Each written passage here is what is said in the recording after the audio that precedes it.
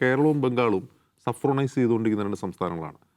ബംഗാൾ പ്രത്യേകിച്ച് എൻ്റെ ബംഗാളിൽ എനിക്ക് ക്ലാസ്മേറ്റ്സ് ഉണ്ട്, എൻ്റെ കൂടെ പഠിച്ച ആളുണ്ട്. ഞാൻ അവരോട് സംസാരിക്കുമ്പോൾ വരുന്ന പ്രശ്നം, ബംഗാളിൻ്റെതായ ഒരു ഹൈന്ദവതയുണ്ട്, ബംഗാളിന് കാളിമാതാവുണ്ട്.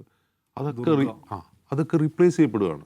ഇപ്പോൾ എൻ്റെ ഒരു ക്ലാസ്മേറ്റ് പറയുകയാണ്, ഞാൻ എൻ്റെ ലൈഫിൽ ഇതുവരെയും രാംനവമി കണ്ടിട്ടില്ല. ബംഗാളിൽ കൊൽക്കത്തയിൽ അവിടെ ദുർഗാഷ്ടമിയാണ് ഉള്ളത്.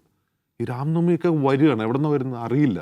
പുതിയ ആഘോഷങ്ങൾ വരികയാണ്. അങ്ങനെ ഹിന്ദുത്വ പ്രൊജക്റ്റിന് ആവശ്യമായ ആഘോഷങ്ങൾ, സെലിബ്രേഷനുകൾ പോലും ബംഗാളിൽ വന്നുകൊണ്ടിരിക്കുകയാണ്. കേരളവും വ്യത്യസ്തമല്ല. കേരളത്തിൽ വേറെ രീതിയാണ്. അവിടെ ഒരു കൾച്ചറൽ ട്രാൻസ്ഫോർമേഷൻ നടക്കണമെങ്കിൽ കേരളത്തിൽ ഹേറ്റിൻ്റെ ഒരു പ്രൊപ്പഗേഷനാണ് നടക്കുന്നത്.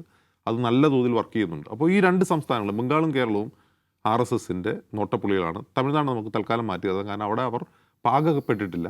അവിടെ ഈ അർത്ഥത്തിൽ അവർക്ക് പുതുതായിട്ട് ഇറക്കുമതി ചെയ്യേണ്ട പുതിയതായിട്ട് സെലിബ്രേഷൻ ഒന്നുമില്ല, കാരണം അവർക്ക് ആവശ്യത്തിലധികം സെലിബ്രേഷൻസ് ഉണ്ട്. മറ്റൊന്ന്, മുസ്ലിം വെറുപ്പ് കാര്യമായി വിലപ്പോവാത്ത ഒരു സംസ്ഥാനമാണ് തമിഴ്നാട്.